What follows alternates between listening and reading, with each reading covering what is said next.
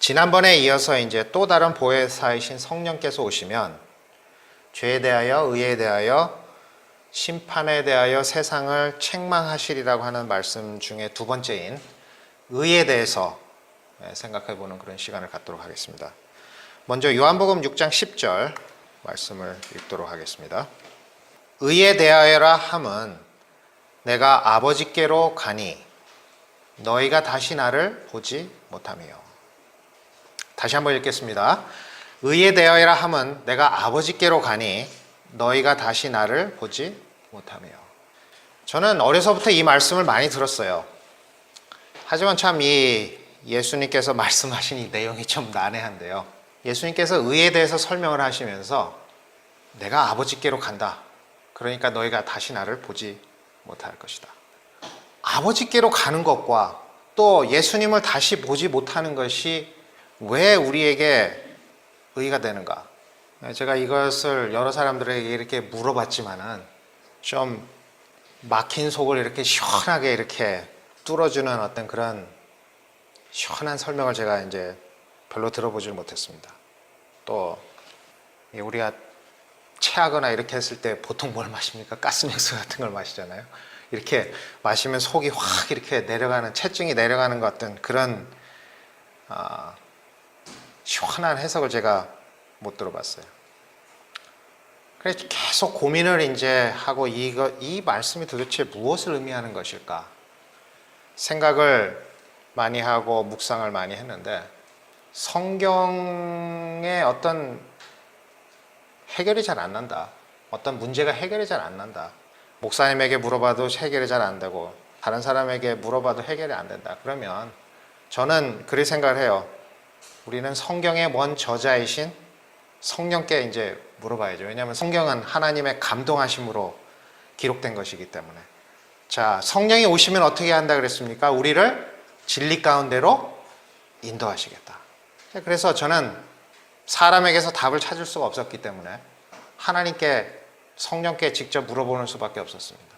성령께 물어보는 게 뭡니까? 계속적으로 명상하고 계속적으로 묵상하는 거죠. 근데 이제 참 어렴풋하게 희미하게 뭔가를 보이는 것 같이 하다가도 또 미궁 속으로 빠지고 안개와 같이 이렇게 잘 붙잡히지 않다가 제가 어느 날 이제 어떤 목사님 설교를 이렇게 듣고 있었는데 차를 타고 가면서 이제 설교를 이렇게 들었는데 그분이 이제 뭐에 대해서 설교를 하셨냐면 멜기세덱에 대한 설교를 하고 계셨어요. 근데 제가 그 설교를 들으면서 아, 그래, 바로 이것이다. 힌트가 거기에서 저에게 섬광과 같이 탁 이렇게 임했습니다. 요한복음 16장 10절, 이 예수님께서 말씀하신 의에 관하여 우리가 깊이 생각해야 될 것이 두 가지가 있는데요. 그 첫 번째는 예수님께서 아버지께로 가신다는 것과 두 번째는 너희가 다시 나를 보지 못한다는 두 가지 것이 여기에 있습니다. 되게 중요한 사실입니다. 자, 그러면 이것을 우리가 한번 이 시간에 생각을 해보겠는데 아버지께로 간다라고 하는 것이 무엇이냐? 그것을 먼저 생각을 해보겠습니다. 예수님께서 아버지께로 가시려고 그러면 간다라고 하는 말의 의미가 무엇입니까? 이것은 되돌아간다. 이런 얘기, 되돌아간다는 거죠. 자, 되돌아가시려면은 뭐가 선행이 돼야 됩니까? 오시는 게 선행이 돼야 돼요. 오셔야지만이 예수님께서 가시는 거예요. 그래서 예수님 오시긴 오셨어요. 뭐 여러분 다 잘 아시죠? 예수님 오셨습니다. 자, 근데 예수님께서 이 땅에 오셨을 때에 그러면은 어떻게 오셨느냐?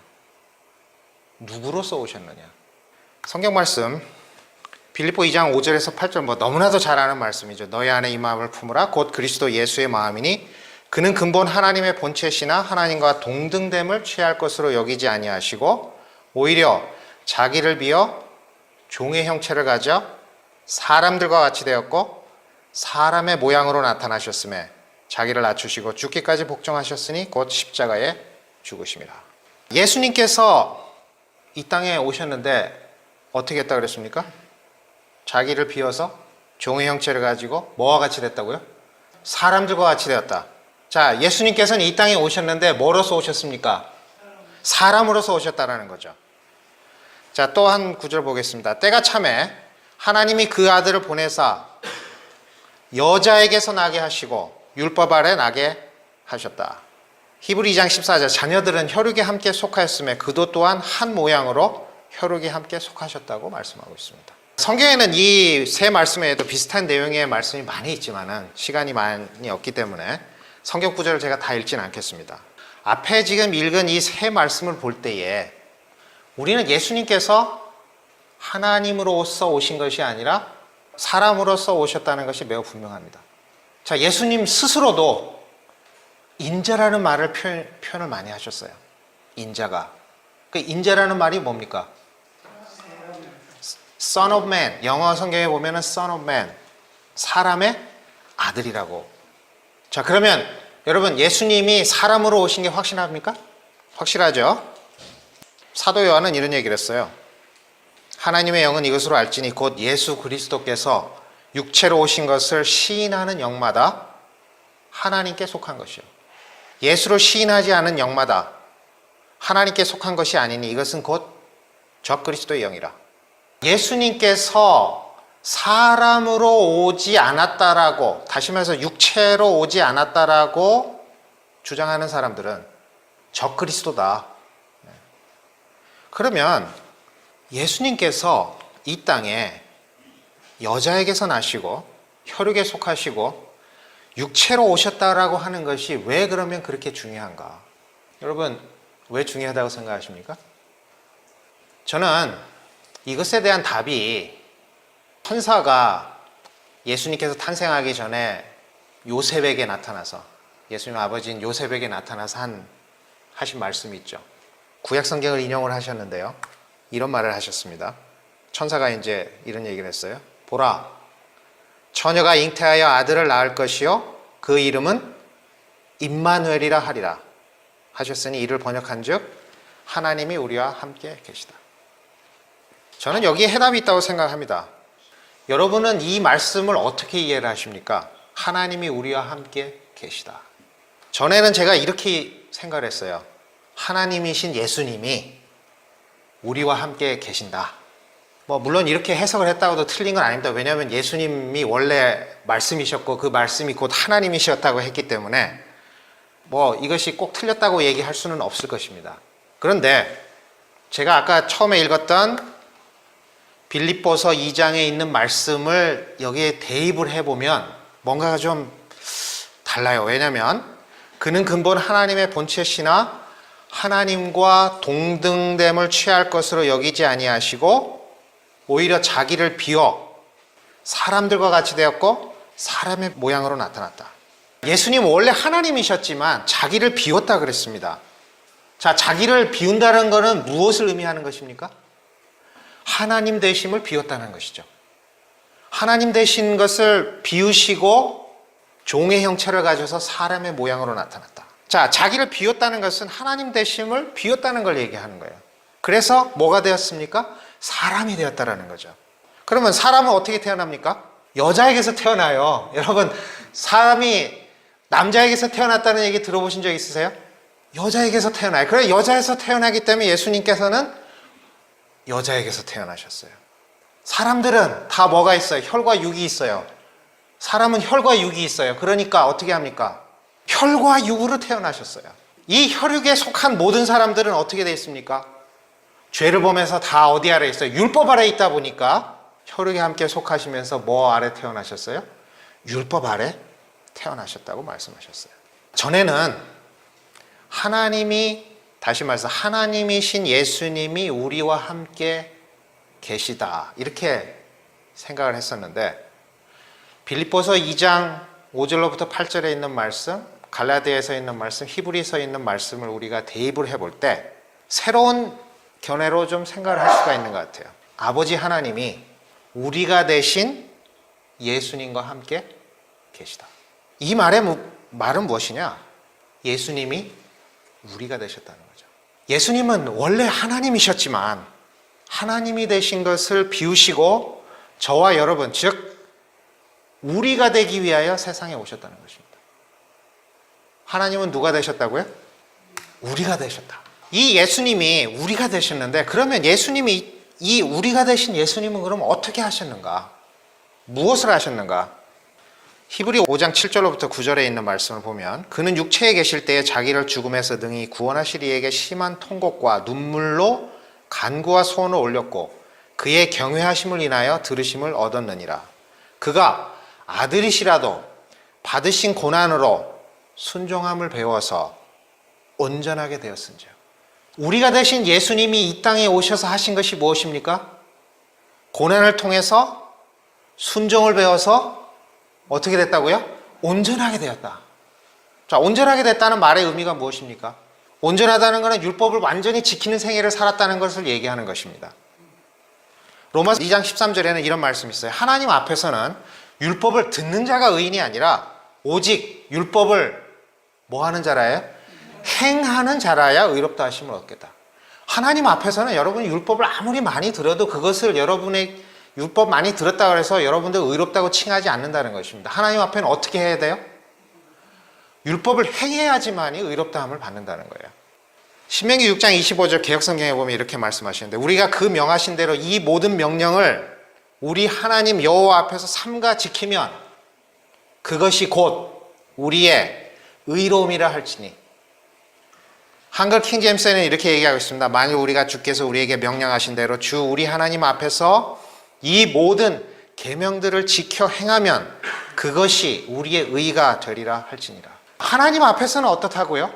우리가 듣는 자가 의인이 아니라 하나님의 계명을 뭐 하는 자라야 의롭다함을 받는다고요?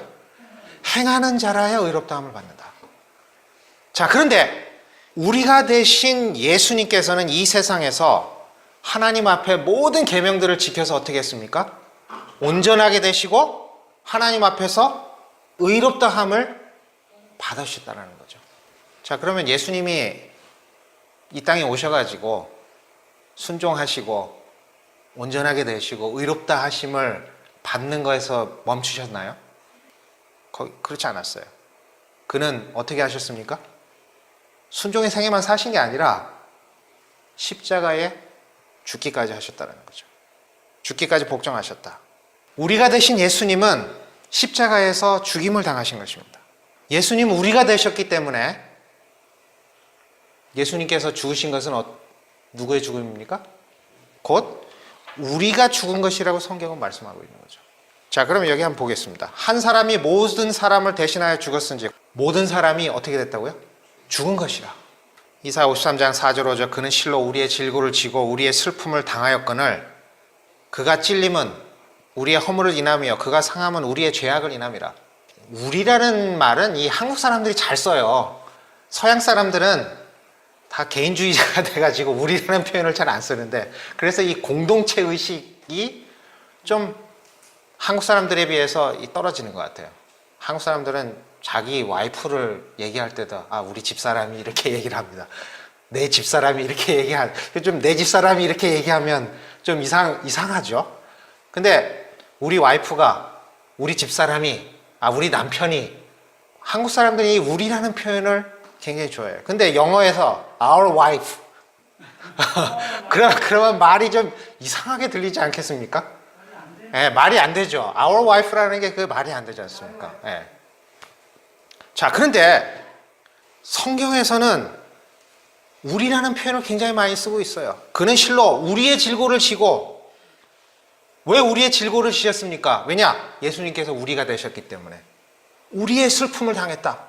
왜냐? 예수님께서 우리가 되셨기 때문에 우리의 슬픔을 당했다는 겁니다. 예수님이 찔림은요? 우리의 허물을 인합니다. 왜냐? 우리가 되셨기 때문에요. 그가 상함은 우리의 죄악을 인합니다. 예수님께서 우리가 되셔서 질고를 지시고 슬픔을 당하시고 우리의 찔리시고 결국에는 어떻게 하셨습니까? 죽기까지 하셨어요. 자, 그런데 여기서 멈춘 게 아니죠. 예수님께서 어떻게 하셨습니까? 예수님께서 만약에 돌아가신 다음에 끝나버렸다고 한다 그러면 우리에게는 아무런 희망이 없을 것입니다. 예수님께서 이제 어떻게 하셔야 돼요? 아버지께로 다시 돌아가셔야 되잖아요. 돌아가시려면 어떻게 해야 됩니까? 죽음에서 일어나야죠. 죽음에서 일어나야 돼요. 예수님이 십자가에서 달려 돌아가신 후에 3일 만에 어떻게 하셨습니까? 부활하셨어요. 그리고 사망의 권세를 깨트리고 무덤에서 살아나셨습니다. 우리가 되신 예수님께서 다시 살아나셨어요. 누구로서 다시 살아나신 것입니까? 우리로서 다시 사신 것이라는 거죠. 이 땅에서 모든 사역을 마치고 하늘 아버지께로 이제 되돌아가셨는데 질문이 여기 있습니다. 누구로서 하늘 아버지께 돌아가신 것입니까? 예수님께서 이 세상에 오시기 전인 하나님의 상태로 되돌아가신 것입니까? 아니죠. 성경은 뭐라고 얘기하고 있습니까? 예수님은 사람으로서 하나님 앞에 갔다. 우리로서 하나님 앞에 갔다라는 거죠. 자, 그 말씀이 어디냐? 하나님 한 분이요. 또 사람과 하나님과 사람 사이의 중보도 한 분이시니 곧 사람이신 그리스도 예수라. 지금 예수님께서는 하나님 앞에 서서 우리를 위해서 중보하고 계시는데 어떠한 신분으로 지금 중보하고 계십니까? 하나님으로서 지금 중보하고 계시는 게 아니라는 거죠. 누가 중보하고 계십니까? 사람으로서. 예수님은 바로 저와 여러분인 우리로서 아버지께로 되돌아가신 거라는 것입니다. 하나님 아버지 앞에 온전하게 되신 자로서 의롭다 칭함을 받은 자로서 당당히 서 계신다는 거죠. 누구로서요? 우리로서 지금 서 계신다는 것입니다. 히브리서 2장 9절, 10절, 11절에 이렇게 말씀하고 있습니다. 오직 우리가 천사들보다 잠깐 동안 못하게 하심을 입은 자, 곧 죽음의 고난 받으심을 인하여 영광과 존귀로 관 쓰신 예수를 보니 이를 행하심은 하나님의 은혜로 말미암아 모든 사람을 위하여, 잘 보세요, 모든 사람을 위하여 죽음을 맛보려 하심이라. 만물이 인하고 만물이 말미암은 자에게는 많은 아들을 이끌어 영광에 들어가게 하시는 일에 저희 구원의 주를 고난으로 말미암아 온전케 하심이 합당하도다. 거룩하게 하시는 자와 거룩하게 함을 입은 자들이 다 하나에서 난지라. 그러므로 형제라 부르시기를 부끄러워 아니하신다. 다시 한번 제가 반복을 하겠습니다. 예수님께서 이 땅에 누구로서 오셨다고요? 우리로서 오시고, 우리로서 율법을 지키시고, 우리로서 온전케 되시고, 우리로서 죽으시고, 우리로서 부활하시고, 우리로서 지금 하나님 앞에 서 계신다는 것입니다. 자, 이 예수를 하나님은 뭐라고 칭하십니까? 만일 우리가 그랬어요. 그죠? 우리가 주께서 우리에게 명령하신 대로 주 우리 하나님 앞에서 이 모든 계명들을 지켜 행하면 그것이 우리의 의가 되리라. 자, 예수님은 이 땅에 오셨을 때 누구로서 오셨습니까? 우리로서 오셔서 하나님께서 행하신 모든 계명들을 지켜 행하심으로 말미암아 지금 하나님 앞에서 뭐라 칭함을 받고 계십니까? 우리의 의다. 에레미야 23장 5절 6절에 이런 말씀하십니다. 나 여호와가 말하노라 때가 이르리니 내가 다윗에게 한 의로운 가지를 일으킬 것이라. 그가 왕이 되어 지혜롭게 행사하며 세상에서 공평과 정의를 행할 것이며. 자, 여기 보세요. 누가 오겠다고 했습니까? 한 의로운 가지를 일으킬 것이다. 다윗에게서요. 다윗의 자손 누굽니까? 예수 그리스도를 가리키고 있죠. 그가 왕이 되어 지혜롭게 행사하며 세상에서 뭘 한다고요? 공평과 정의를 행할 것이며 그의 날에 유다는 구원을 얻겠고 이스라엘은 평안히 거할 것이며 그 이름은 여호와 우리의 의라. 누구의 이름이요? 예수님의 이름이 하나님이 우리가 되신 예수 그리스도에게 의가 되신다라고 하는 것을 그 칭호를 받겠다는 것입니다. 그 이름을 받겠다라는 것이죠. 근데 똑같은 말씀인데요. 에레미야 23장 이 똑같은 구절이 33장에 또 나오거든요. 근데 약간 다른 게 한 가지 있어요. 한번 보겠습니다. 그날 그때에 내가 다윗에게 한 의로운 가지가 나게 하리니 그가 이 땅에 공평과 정의를 실행할 것이라. 그 나라의 유다가 구원을 얻겠고 예루살렘이 안전히 거할 것이며 그 성은 뭐가요? 예루살렘은 여호와 우리의 의라 일컬음을 입으리라. 23장에는 그의 이름은 그랬어요. 누구의 이름입니까? 예수 그리스도의 이름이죠. 33장에는요. 그 성은, 다시 말해서 그 성은 누구를 가리킵니까? 여러분과 저를 가리키죠. 여호와 우리의 의다. 왜 그랬습니까? 예수 그리스도가 우리가 되셨기 때문에. 그러면 예수님은 지금 하나님 앞에 누구로서 서 계신 겁니까? 우리로서 서 계신다는 것입니다. 그 예수님을 하나님께서는 뭐라고 칭하십니까? 너는 의롭다. 그러면 우리는 하나님 앞에 지금 어떻게 서 있는 것입니까? 죄인으로 서 있습니까? 아니면 의인으로 서 있습니까? 의인으로 서 있다라는 거죠. 하나님 앞에. 자, 그런데 여기 중요한 사실이 한 가지 더 있어요. 예수님께서 내가 아버지께로 간다 이렇게 얘기하신 다음에 여기서 이제 매듭을 지신 게 아니라 한 가지 대목을 더 말씀하셨죠. 뭐라고 얘기했습니까? 다시 나를 보지 못합니다. 도대체 이 말이 뭘까?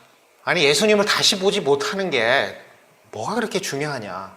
지금 예수님이 의에 대해서 정의를 하시면서 예수님 다시 보지 못하는 것에 대해서 얘기하고 있어요. 그래서 저는 이거를 굉장히 고민을 많이 했어요. 도대체 예수님을 다시 보지 못하는 것이 왜 우리에게 의가 되느냐? 제 질문도 많이 하고 이렇게 했는데 막 이렇게 속 시원한 답이 없더라고요. 그래서 제가 고민을 많이 하다가 제가 이제 스스로 깨닫게 된 어떤 이것에 대해서 말씀을 드리려고 하는데 뭐 제가 완전한 사람이 아니기 때문에 여러분이 한번 들어보시고 이 말이 과연 그런가 여러분도 한번 생각해 보시기 바랍니다. 혹시 뭐 제가 틀렸다면 나중에 그건 아닌 것 같다 이렇게 말씀하셔도 돼요. 히브리 2장 17절에 그러므로 저가 범사의 형제들과 같이 되심이 마땅하도다. 이는 하나님의 일에 자비하고 충성된 대제사장이 되어 백성의 죄를 구속하려 하시니라. 자, 예수님이 하늘 아버지께로 가셨는데 신분이 하나가 더 추가가 됐어요. 뭐가 추가가 됐습니까? 대제사장이 되었죠. 대제사장이 되어 하나님 앞에 갔다라는 거죠. 대제사장인데 어떤 대제사장입니까?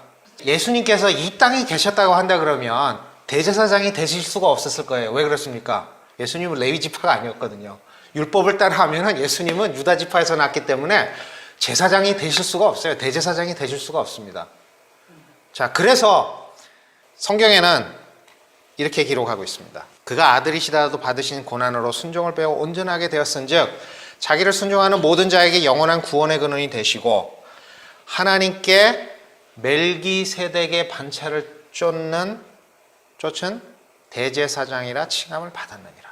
히브리 6장 20절 그리로 앞서가신 예수께서 멜기세덱의 반차라는 게 뭡니까?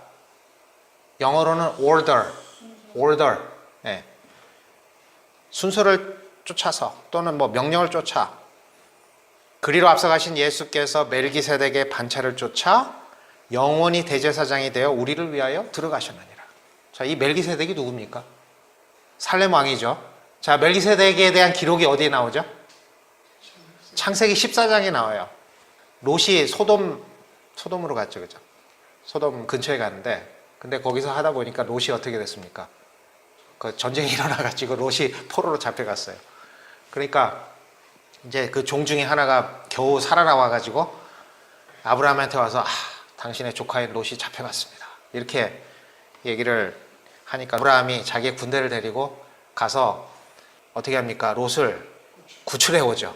자, 구출해 가지고 오는데 등장하는 인물이 있는데 여기 창세기 14장 17절로 20절에 보면 아브라함이 그돌라오멜과 그와 함께한 왕들을 파하고 돌아올 때에 살렘 왕 멜기세덱이 떡과 포도주를 가지고 나왔으니 그는 지극히 높으신 하나님의 제사장이었더라. 그가 아브라함에게 축복하여 가로되 천지의 주제시여 지극히 높으신 하나님이여 아브라함에게 복을 주옵소서. 너희 대적을 내 손에 붙이신 지극히 높으신 하나님을 찬송할지어다 하며 아브라함이 그 얻은 것에서 10분의 1을 멜기세덱에 주었더라. 멜기세덱이 지금 아브라함이 전쟁에서 돌아오고 있는데 멜기세덱이 어떻게 했습니까? 성경 뭐라고 기록되어 있습니까? 떡과 포도주를 가지고 왔다. 자, 여러분, 옛날 제사제도 때 보면은 여러분이 죄를 지어서 제사를 드리러 가려고 그러면 어떻게 해야 됩니까? 예? 여러분이 양을 사든지 어디 가서 구해 오든지 하여튼 해서 어떻게 해야 돼요? 가지고 가야죠.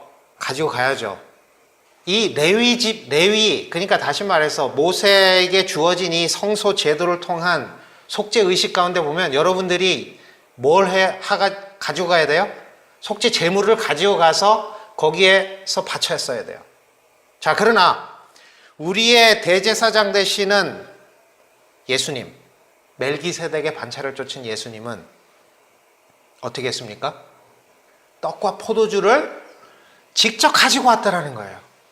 예수님이 뭐라고 말씀하셨습니까? 나는 하늘에서 내려온 산떡이니. 예수님이 어떻게 했어요? 나는 산떡이다. 친히 이 땅에 오시면서 사람이 이 떡을 먹으면 영생하겠다. 내가 진실로 진실로 너희에게 이르노니 인자의 살을 먹지 아니하고 인자의 피를 마시지 아니하면 너희 속에 생명이 없느니라. 내 살을 먹고 내 피를 마시는 자는 영생을 가졌고. 멜기세덱이 아브라함에게 뭘 가져왔습니까? 떡과 포도주를 가지고 왔다라는 거죠. 예수님도 어떻게 하셨습니까? 이 땅에 오실 때 친히 떡과 포도주를 가지고 오셨다는 것입니다. 이것을 먹는 자는 뭐가 있다고요? 영생을 가졌다. 자, 근데 여기 재밌는 사실이 한 가지 있습니다. 아브라함이 멜기세덱을 몇 번 만나요? 네? 한 번밖에 못 봤어요. 네. 멜기세덱을 한 번 보고 그 이후로는 성경에 아브라함이 멜기세덱을 다시 봤다 이런 얘기가 안 나와요. 자, 이건 무엇을 상징하느냐? 바로 예수님께서 다시 나를 보지 못함이요라고 하는 말씀과 같다라는 거죠. 자, 그러면 예수님을 다시 보지 못하는 것이 왜 중요하냐? 히브리 9장 11절 그리스도께서 장래 좋은 일의 대제사장으로 오사 손으로 짓지 아니한 곧 이 창조에 속하지 아니한 더 크고 온전한 장막으로 말미암아 염소와 송아지의 피로 아니하고 오직 자기의 피로 영원한 속죄를 이루사 단번에 성소에 들어가셨느니라. 우리 원목사님이 좋아하시는 표현인데 단번에 성소에 들어갔다. 자, 근데 영어에는 뭐예요? once. 자, once의 뜻이 뭡니까? 한 번에. 조금 더 속된 표현으로 한다면 한 방에. 그죠? 여러분, once, twice, thrice 이렇게 얘기하는데 twice 하면은 뭡니까? 두 번이죠. 자, 예수님은 성소에 들어갔는데 어떻게 했다고요? 한 번 들어간다는 거죠. 한 번. 히브리 9장 24절 26절 그리스도께서는 참 것의 그림자인 손으로 만든 성소에 들어가지 아니하시고 오직 참 하늘에 들어가사 이제 우리를 위하여 하나님 앞에 나타나시고 대제사장이 해마다, 이거는 지금 레위 지파의 그걸 얘기하는 겁니다. 다른 것의 피로써 성소에 들어가는 것 같이 자주는 뭡니까? many times 자기를 드리려고 아니하실지니 그리하면 그가 세상을 창조할 때부터 자주 고난을 받았어야 할 것이로되 이제 자기를 단번에 한 방에 제사로 드려 죄를 얻게 하시려고 세상 끝에 나타나십니다. 예수님을 다시 보지 못한다라고 하는 것이 왜 우리에게 의의가 되는가? 그것은 예수님이 우리의 죄를 위해서, 우리 이 세상의 모든 죄를 위해서 한 번으로 끝내겠다는 겁니다. 한 번으로. 그렇지 않다라고 한다 그러면 우리가 예수님을 이 땅에서 다시 우리의 죄를 위해서 봐야 된다라고 한다는 것은 무엇을 이야기하는 것입니까? 그것은 예수님의 보혈의 공로가 효력이 없다는 걸 얘기한다는 거죠. 예수님께서 말씀하실 때 너희가 다시 나를 보지 못한다라고 하는 것은 예수님께서 한 번 들이심으로 끝내주겠다는 겁니다. 성소에 한 번 들어가심으로 끝내버리겠다는 겁니다. 사도 바울은 이 단번이라는 표현을 계속해서 얘기해요. 이와 같이 그리스도도 많은 사람의 죄를 담당하시려고 단번에 들이신 바 되셨고, 뭐라고 얘기하겠습니까? 한 번에 들이신 바 되었다. 로마서 6장 10절 그의 죽으심은 죄에 대하여 단번에 죽으시며 한 번에 죽으시며, 여러분 예수님은 두 번 죽지 않습니다. 한 번 죽어요. 한 번 죽은 거로 끝나요. 히브리 10장 10절 이 뜻을 좇아 예수 그리스도의 몸을 단번에 들이심으로, 한 번에 들이심으로 말미암아 거룩함을 얻었노라. 여러분 성화돼야 된다고 얘기하죠. 지금 우리 하나님 앞에 어떻게 서 있습니까? 우린 지금 하나님 앞에 거룩한 사람으로 서 있다는 것입니다. 예수님께서 단번에 들이심으로 우리는 하나님 앞에 의롭다 칭함을 받은 자로 하나님 앞에 서 있다는 거죠. 제사장마다 매일 서서 섬기며 자주 같은 제사를 드리되 이 제사는 언제든지 죄를 없게 하지 못하거니와 오직 그리스도는 죄를 위하여